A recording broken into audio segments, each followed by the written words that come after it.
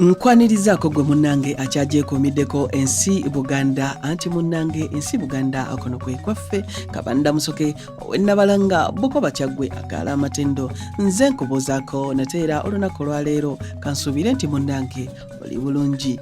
Munnange nno olunaku olwaleero nsaba twejjukanyeemu ku bakatikkiro baffe abaaliko bakatikkiro ba Buganda era ng'olunaku olwaleero nkuleetedde inginiya JB Walusimbi eyaliko katikkiro wa Buganda.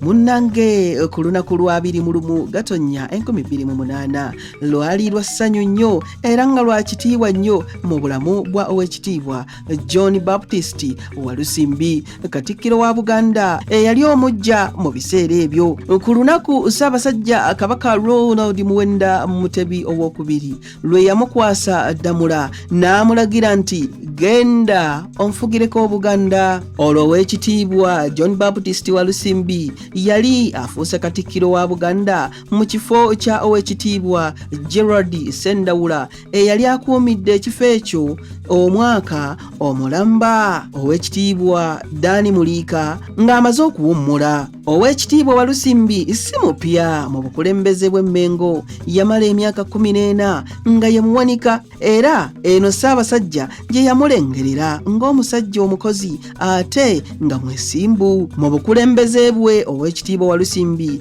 yagamba nti kyayagala okusookerako kwe kukunga Obuganda obuzze emabega emyaka 50 okulaba nga budda ku musingi gwe bwaliko nga tebunnataagulwataagulwa. Ayagala okulaba ng'amaka g'Omuganda gaddawo nga bwe gaali era nga bwe gaabeeranga edda. Mu nkola eno Katikkiro yayagala okuzzaawo ebibiina by'obwegassi mu buli ggombolola, naye nga kino kikolebwa nga ne gavumenti ya Ssaabasajja Kabaka enoonya obutale abantu gye bayinza okutunda ebirime byabwe. Mu biseera ebyo yali ateekerateekera okutandika TV ya Buganda okukulaakulanya olubiri wamu n'amasiro nga ayagala okuleeta enkola y'okussa ku buli kyalo omumuli nga guno gwe gumulisa Obuganda gye buva we buli kati ne gye bulaga. Omumuli guno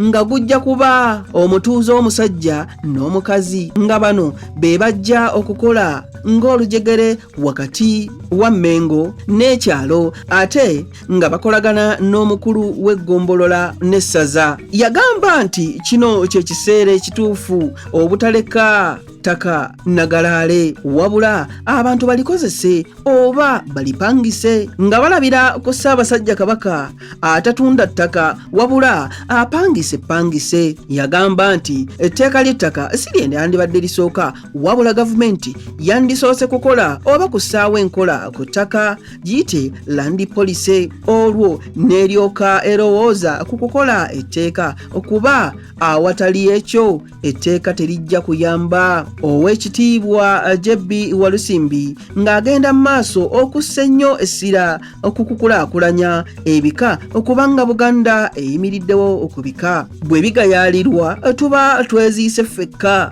Katikkiro wa Buganda mu kiseera ekyo yali ayagala ebika bitandike emirimu bisobole okuyimirirawo era bibeere n'obutaka nga bubiweesa ekitiibwa. Ku nfuga ya Federo Katikkiro yagamba nti Obuganda bulina kugenda mu maaso n'okugibanja. Oweekitiibwa JB Walusimbi ye yali Katikkiro ow'omwenda okuva mu kika eky'Effumbe okuviira ddala ku Ssekabaka Kintu Kato ate nga wabadde wayise emyaka 10 beddu okuva ku Katikkiro ow'Effumbe eyasembayo. Ku kukwasa Walusimbi ddamula Ssaabasajja Kabaka yakola enkyukakyuka mu bulombolombo bwa Buganda obutakkiriza bakatikkiro abaawummula okubeera ku mukolo ogw'okukwasa ddamula Katikkiro omujja. Ku mulundi guno bakatikkiro abaawummula Oweekitiibwa Joash Mayanja Nkanji,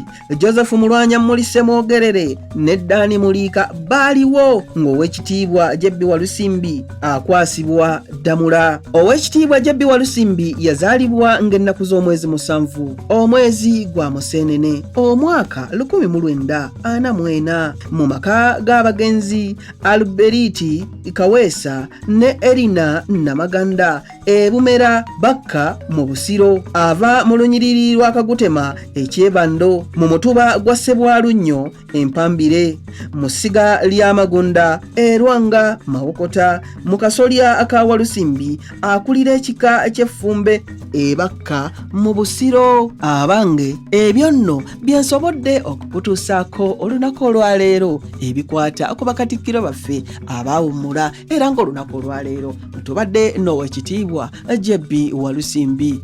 Munzikirize nzire ennabalanga Bukoba Kyaggwe tuddingana ate mu kitundu ekirala ng'ate nkuwa ebirala. Ayi Katonda okuuma Namulondo.